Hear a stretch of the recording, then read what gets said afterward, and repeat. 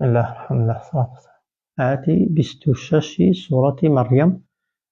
جاء ليرة دفرمت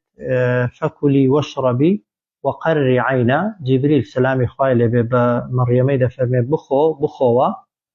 وقري عينا. وقري يعني روشني كوا تشاوت يا تشاو دلت. فإما ترين من البشر أجر تشاويان بتوكوت لمرو وكان أحدا كسك فقولي كان بلي إني نذرت للرحمن صوما. بيقومان من لخوم قرتوه وازم كرد ولا سر خوم بو خواي مهربان كبروجوبم بلام لسيدا فلن أكلمك سنكم اليوم أمر إنسيا لقل هيت كسك. واضحة؟ أو جار أو خواي قورة فيري كرت كسون جوابي خلقي داتوا أو جار ديار من دالك لدايق دبيو هیچی دیکە ناتوانێ بەتەنێ لەو شوێنە دوورە بژیە جا خواردنی پێنەماوە خواردنەوەی پێنەماوە ناڕەحاتە و وەک دەڵێ خۆ ناکرێتە هاتایە لێوە بێ بۆیە فەئەتەت هێنای بیهی منداڵەکە قەومەها بۆ لای گەلەکەی خزم و کەسەکانی تەحمیلوه لە باوەشیدا هەڵی گرتووە. فەئەتەت هات مەڕیەمە بیهی بە منداڵەکەیەوە قومها بولاي خزم كسو كاري تحمله من دالكي لباوش قلت بو هلي قلت بو فديتيان قلتيان شي قالوا يا مريم قلتيان أي مريم لقد جئت شيئا فريا. بيقمان تو أنجام الدعوة كارجي زور ناشريني قيزوني خراب فريا أو بري ناشرين أو بري خرابة أو مدالت تون بو لچيد بو فأتت جار قلتيان يا أخت هارون أي خشكي هارون. جاء هارون أو هارون ما بسي أو هارون براي موسى هاتون هارون براي موسى 1000 سال دواء أو كاتي يعني نيوانيان 1000 سال بوا طبعا أو بيشتر بوا أو هارون ضلن بياو شاكك بولا بنو إسرائيل كان براي مريم نبوة ضلن مريم براي نبوة عندش دفرون براي دايكي بوا بوي في ضلن أختي هارون خشكي هارون يعني ما بس دوي خزمي هاروني تو هارونش پیاوێکی زۆر چاکە لە کەس و کارش کەشی ناوەشێتەوە کاری لەو بابەتەی بکە هەر چۆنێکی بێ. یا ئوختە هارونە مەبەستیان مەڕیەمە ئەی خوشکی هارون ما كان أبوك امرأ سوء. ما كان أبوك يعني بابي تو امرأ سوء مرۆڤێکی خراپ نەبوو. وما كانت أمك وهروها لرابردوودا دایکیشت بەغیە. بەغی يعني ئافرەتێکی لەشپیس و زیناکەر و خراپەکار نەبووە چونکە باب و داکی نەماوەن طبعا لەو کاتەیدا کە ئەو منداڵەی دەبێ. حاڵین یا ئوختە هارونە ئەی خوشکی هارون ما كان أبوك امرأ سوء باوكت ما كان أبوك ما كان يعني لرابردوودا هیچ کات باوکی تۆ امرأ يعني مرۆڤێکی خراپ نەبوو. وما كانت وهروها لرابردووشدا أمك دایکت بەغیە کە ئافرەتێکی لەشپیس و زیناکەر و خراپەکار نەبووە. چی کرد؟ قسەینەک فأشارت إليه ئاماژەی کرد بۆ لای منداڵەکە. فأشارت بە ئیشارەت بە ئاماژە چونکە ئەو نەزری کردووە بە ڕۆژوو بێ قسە نەکا. فأشارت ئاماژەی کرد بۆ لای منداڵەکە. وتی لێوی پرسن قالوا گوتیان كيف نكلم چۆن قسە بکەین من كان في المهدي لەگەڵ کەسێک یەکێک کە لە بێشکەدایە و منداڵە. لە بێشکەدایە يعني وەختی ئەوەیدا کە لە بێشکەیدا بێت چونکە ئەو کاتی لە بێشکەیدا نەبووە لە باوەشی خۆیدا بۆ دیارە سەبیە منداڵیشە و شیرە خۆرەیە جارێ طبعا هیچ نازانێ. واضحە؟ فأشارت إليه ئاماژەی کرد بۆ لای منداڵەکە. قالوا گوتیان كيف نكلم چۆن قسە بکەین من كان في المهدي لەگەڵ کەسێک کە لە بێشکەدایە و منداڵە. قال ئەو جار بەبێ سێ و دوو عیسا سلامي خوای لێبێ هاتە قسە. قالە گوتی عیسا گوتی إني عبد الله بێگومان من بەندەی خوا یەکەموش من بەندەی خوام هەنەیگوت خوام کوڕی خوام نەعوذ بالله یەکێکم لە سێ خواکان. إني عبد الله من بەندەی خوا ئاتانیە الکتابە پێم بەخشراوە کتێب. جا ئەو کتابە هێندێک دەفەرمون کتابەت يعني خوای گەورە هەر لەسکی دایکم فێری کتابەتی کردوم فێری نووسین و خوێندنەوەی کردوم یان فێری ئینجیلی کردوم. فعلا کە لەدایک بووە عیسا هەم خوێندەوار بووە زانی وێتی بنووسێ و بخوێنێتەوە بەبێ کەسی فێرکە و هەمیش ئینجیل و هەروەها تەوراتش کە کتێبی پێشخۆی بوو هەردووشی لەبەر بووە بەبێەوە هیچ کەس پێی بڵێ طبعا ئینجیل لەسەر زەوی نا لەسکی دایکی ڕا طبعا بوحي بوي هاتو خوا لو رافعي كردوا وجعلني نبي وخواي قورا مني كردوا ببيغمبرش قال إني عبد الله من بندي خوام آتاني الكتابة بين بخشرا وكتاب كاللير لواني بس إنجيل بيزورتر يعني إنجيل بوهناون كتابي سر بخون بهناون وجعلني وخواي قورا مني شجراوة نبي ببيغمبر أو جار وجعلني وهروا جراومي وقسي عيسان مبارك بكسيكي بسوت ببيد ببركت أينما كنت لهر شوينك خواي قورا بركت و پیرۆزی خستۆتە گەڵم لە هەر جێگایەک بم لە هەر شوێنێک بم سوود و قازانج و کەڵکم دەبێت بۆ خەڵکی و ئەوسانی بالصەلاة فەرمانیش پێکردم خوای گەورە نوێژ بکەم واضحە والزەکا و هەروەها زەکات لە ماڵەکەم دەرکەم ما دمت حەیە تا ئەو کاتەی لە ژیاندا بم جا ئەو زەکا دەگونجێت فەرمانی پێکردومە کەسێکی پاک بم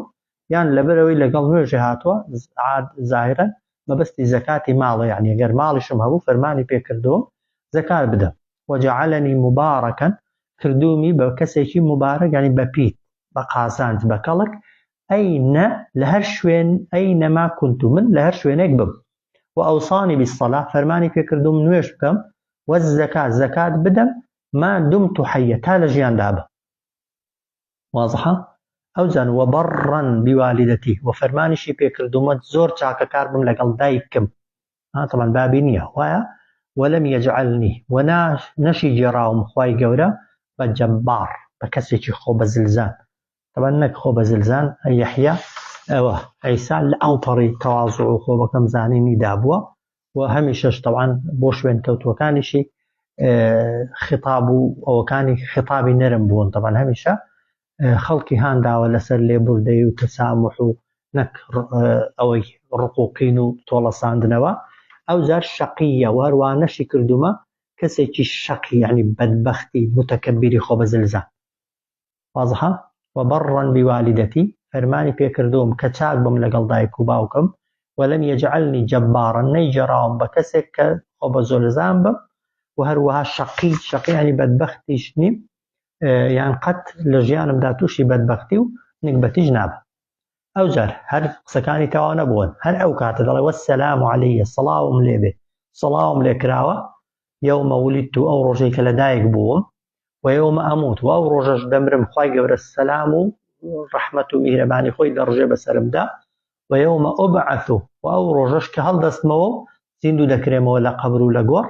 هەر خوای گەورە سەلامم لێ دەکات یان سەلامەتم دەکا و پارێزراوم دەکات ئیمانم دینم ئەوانە واضحة وسلام علي والسلام علي صلاهم لسربي للاين خواوة يوم ولدت أو رجي لدايك بوم ويوم أموت أو رجي دمرم ويوم أبعث حيا وأو رجي ك هل دسمو زندو دموتي ده أو بخوي إشارتك خوا نابي لدايك ببه وايا ونابي بجمره نابي زندوش ببيته وقا خوابه طبعا أفضل فرمي ذلك أول شيء أو أغساني كردون عيسى بن مريم عيسى كري مريم يا قول الحق قسيك راستا أو الذي فيه أو قسيك أو يمترون تيدا لقمان جولك كان بيان دقوت يستاشي لقل دابي بپیغمبری نازانن نەک بە پێغەمبەری نازانن پێیان وایە دایکی خیانەتی کردووە و منداڵی بێژوویە و منداڵی زینایە و مەسیحیەکانیش یەکیان دەڵێ کوڕی خوایە و یەکیان دەڵێ یەکێکە لە سێ خواکان و یەکیان دەڵێ هەر خودی خوایە و طبعا ئەوانە هیچیان ڕاست نیە ذلكە ئەوە عیسە بن مەڕیەمە عیسایە و ناوەکەی کوڕی مەڕیەمەشە قەول الحەق قسەیەکی ڕاستە ئەوە کە سەبارەت بە عیسا گوتراوە الذي أو عيسى فيه يمترون أو أنت إذا ذكرنا قمان جاء خالد فرمي ما كان لله أن يتخذ من ولد ما كان لله رواني بوخوا أن يتخذ كبريار دا بوخوي هج من دالك ناكري خوابه ومن دالي هبه سبحانه باكو بيقردي بوخوا إذا قضى أمرا هركاتك دري كرت خوا فرمانك فإنما بيقمان تنهى يقول له الدلي بشتكي كن ببا فيكون يفسر دبه إنسان كبير لدى صلاة خوي دكاته ولو أنا في محال به عيسايك ببه باب لدايك ببه ويا لمن دالي داو بقيت كي يقصب كاتو أو همشتي بزانه بەڵام بۆ خوای نا ما کانە لیللاهی ڕێگە پێدراو نییە بۆ خوا گونجاو نییە بۆ خوا ئەی یەتەخیدە کە بگرێ و بڕیاردا بۆ خۆی من وەلەدین هیچ منداڵێک سبحانە و پاکی و بێعیبی و بێنەقسی بۆ خوا ئیذا قەضا ئەمڕن ئەگەر قەضا یعنی دەری کرد فەرمانێک فەئینەما بێگومان تەنها چ دەکا خوا